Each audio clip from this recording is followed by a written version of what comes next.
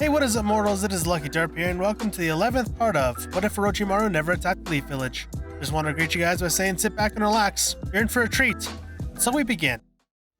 Arisen rubbed his chin, pondering Kakashi's line of questions.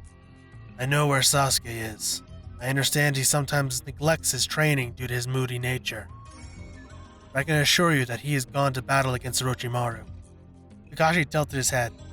How can you be sure? He came to me about this very issue. Young Sasuke is in a strange state emotionally. He's never cared about how others see him, but now his success in becoming a strong shinobi depends on how his superiors see him. He doesn't know how to impress us because he's never tried before. Perhaps he wishes to demonstrate his abilities. Either way, when someone is forbidden from a certain act, and then they go missing, you can always be sure about their whereabouts. Lord Hokage, I request permission to join the battle, Kakashi said, standing up straight. Granted. Arisen said as he stood and wrapped his Hokage cloak around himself. Before you say anything, just know that I would never send a shinobi in a battle that I wouldn't enter myself. Furthermore, this fight is with Orochimaru, which makes it my fight. You and I will go after Orochimaru directly. If he has Sasuke, we can rescue him if he doesn't. Then he must be somewhere safe. Shikamaru, Choji, Ino, and Asuma stood above the tied-up girl with their best intimidating faces. Alright, start talking. How many of you are there? And what's the real deal between Orochimaru and the Kazekage? Shikamaru said. The girl smirked and shrugged as her curse mark disappeared down her neck. As for the Kazekage, I wasn't told anything about that, and I really don't care. I just wanted power like everyone else. And you asked how many of us are out here, right? Just as she said this, a huge earth dome rose from the ground, covering the 5 of them in pitch blackness. Well, here's 4 more, she finished. Juribo grunted in satisfaction as the chakra from the 5 seeped out of them and into his palm on the surface of either side of the dome. Kidomaru, Taya, and Saikon lazily walked out of the forest to join their teammates. Everyone get ready in case they find a way out, Saikon ordered. Yes, they seem tricky. Not very strong, but tricky, Yukon said from the back of Saikon's neck. Juribo chuckled. Yeah, right. Just because they could beat the newbies doesn't mean anything. In an hour or so, I'll open it and we'll see their shriveled remains. Choji's human boulder crashed to the opposite side of the dome to Juribo as the other 3 leapt out in their fighting stances. With all due respect, Shikamaru, I think I'm going to take the lead back, Asuma said in an instant. He rushed Sakon from behind and went for a punch, only to have his fist caught with 2 arms growing out of his back.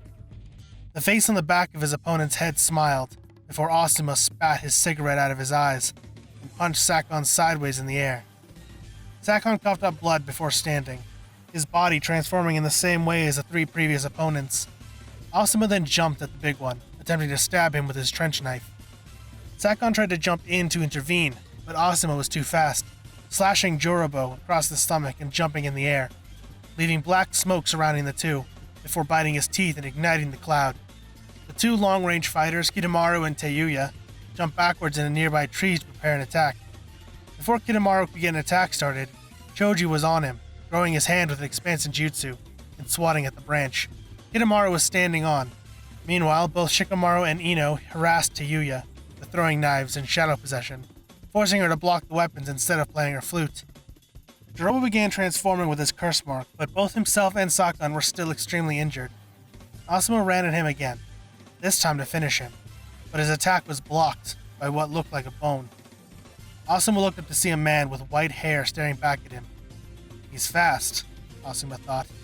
He threw a punch at this newcomer, Kimimaru, which was deftly blocked by another bone coming from his palm. An injured Juribo tackled Asuma onto the ground hard, knocking the wind out of him. Kimimaru raised his hands into the air, but paused as Shikamaru temporarily grabbed him with a shadow paralysis. Asuma had enough time to roll to his feet and assess the situation. This one was just as skilled as him, if not more so.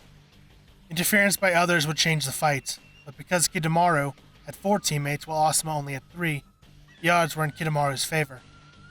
He decided that it would be best if the 2 fought without interference. Surely his team could beat the other 4 with 2 of them being injured.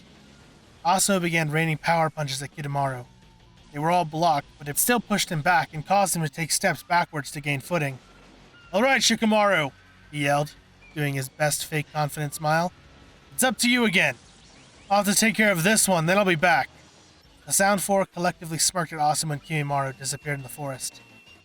I hope you two weren't close. Your sensei's gonna die, kid. Kitamaro said as he fought Choji. After a loud roar of anger, Choji's arm grew large enough to grab Kitamaro and crush him.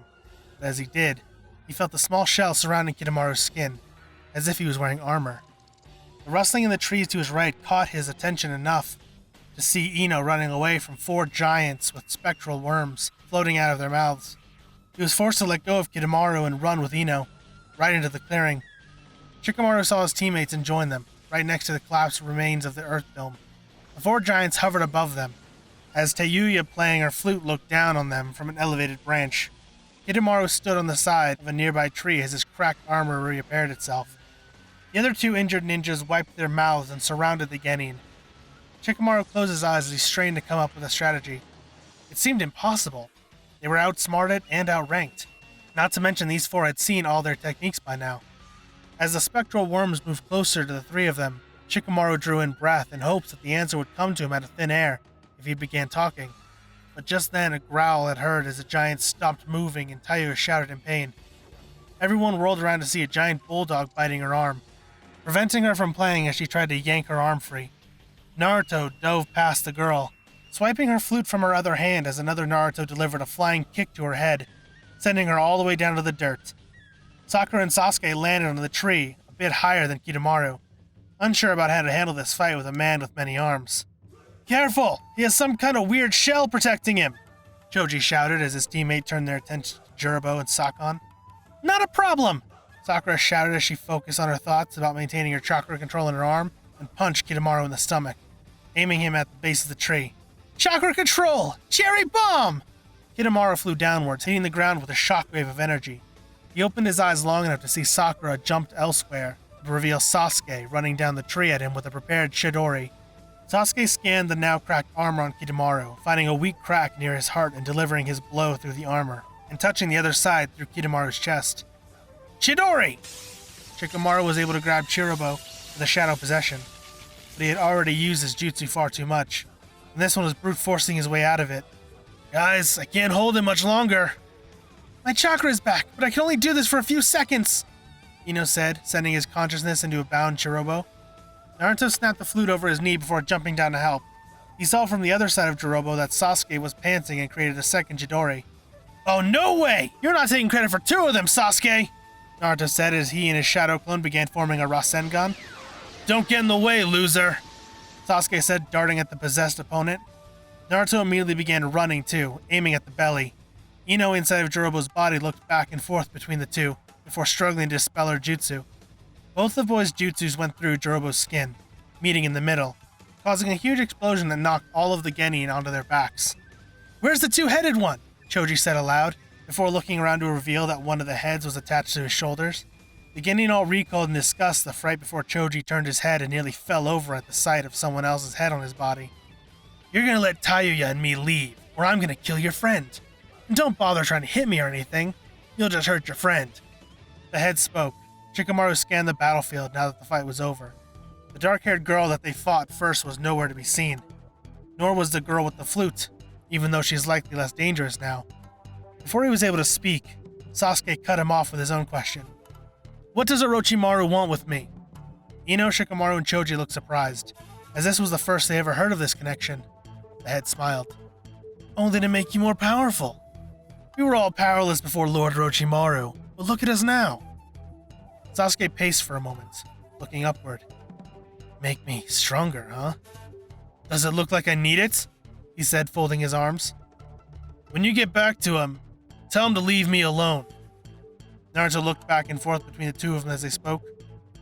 What? No way we're letting them go! He almost killed Ino, Shikamaru, and Choji! Shikamaru shook his head and looked into Choji's frightened eyes with a calming stare. We just fought 7 of them. Most of them are dead or unconscious. Only a few got away. None of us are injured outside of the little chakra deprivation. We won this fight. There's no reason to try to double our money and end up hurting one of us. He will pay for his crimes eventually. But for now, we'll have to regroup with Azuma-sensei. As much as I hate to say it, we have to let him go.